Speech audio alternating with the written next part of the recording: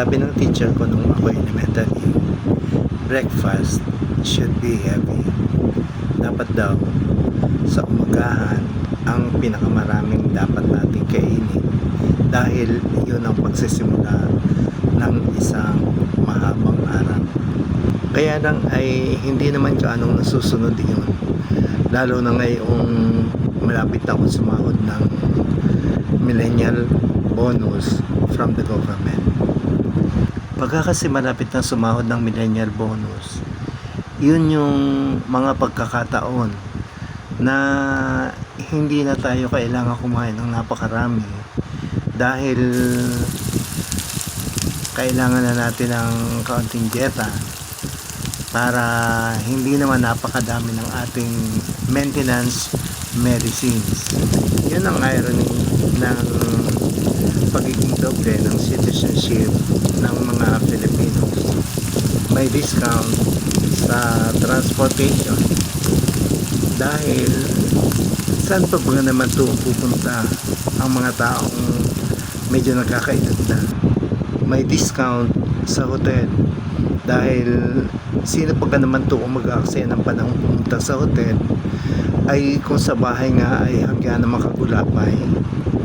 Pero ang maganda sa nagdodoble ang citizenship ay yung discounts sa mga pagkain. Napakamura ng pagkain. Pag kumain nga sa mga kainan katulad ng Chowking ay napakalaki ng discount at kung todo naka-aircon ka pa.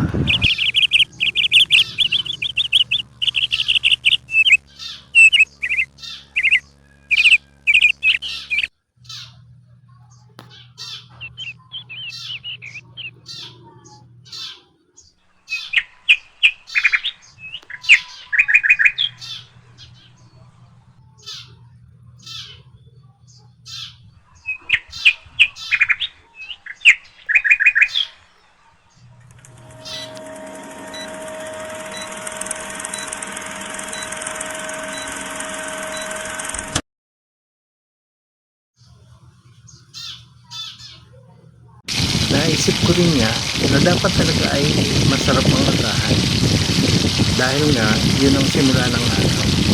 Kaya ang inisip kong gawing agahan ngayong araw na ito ay crispy talong. Napakadali kasing gawin ang crispy talong. Lalagyan mo lamang ng asin, lalagyan mo ng paminta, pagkatapos ay lalagyan mo ng all-purpose flour at saka ng cornstarch. At pag pinilito mo yun ay tiyak na napakalutong na.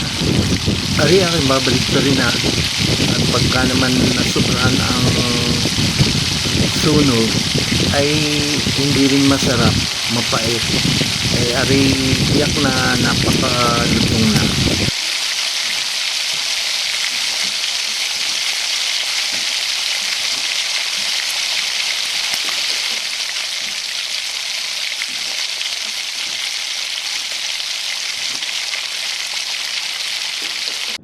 Ari at luto ng ating crispy talong. O di ba kay napakasarap na rin. Tingnan pa lamang ay talagang napakasarap. Parang masarap pa rin sa lechon. Tunay na rin ang kailangan lamang ay bagoong na may pigang kalamansi o kaya ay sweet and spicy alamang. O pwede din naman na toyo at suka lamang.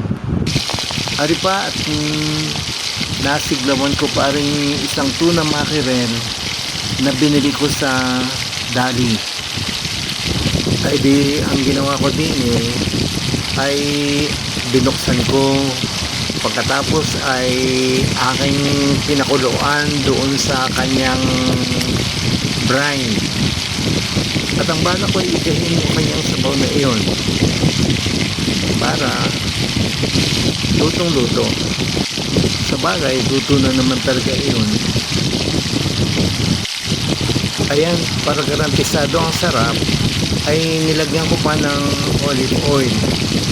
At pagkatapos ay aking nilagyan ng maraming sibuyas. Dapat nga mas marami pang sibuyas diyan. dahil ang sarap ng pritong sibuyas, lalo na at kung sangkot siya sa toyo at suka. Naisip ko guys, ako nga pala mayroong hinalbosang mga binti ng manok na inilagay ko sa ref. Kung pasarapan din talaga, ay siyempre mas masarap yung fried chicken na parang yung sa Maxis.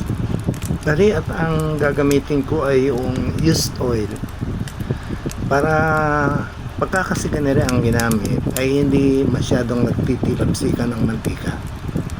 Pasensya na kayo at nagtagal dahil kinuha ko pa sa ref yung mga binti ng manok. Eto, at sinisimulan ko na siyang iprito. Yan ay aking nahalbusan na. At siyempre, nung hinalbusan ko yan, ay hinilapuhan ko na yan ng asin at saka ng paminta. Kaya yan ay garantisadong mayroon ng lasa pagka naluto.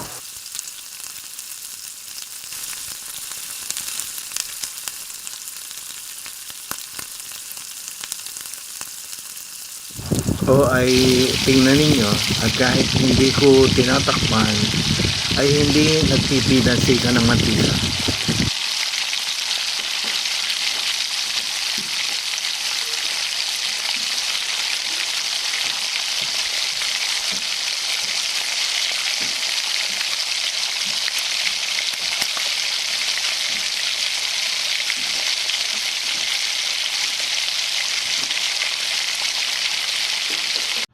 Pareho at naluto na ang ating fried chicken.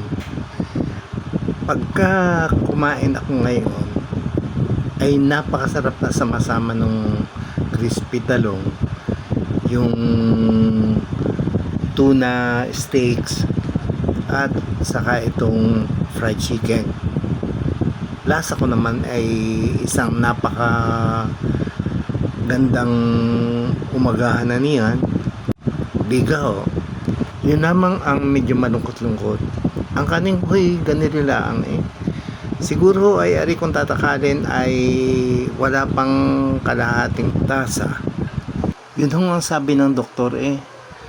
Ay siya, maraming salamat ho sa inyong lahat. Hanggang sa muli po.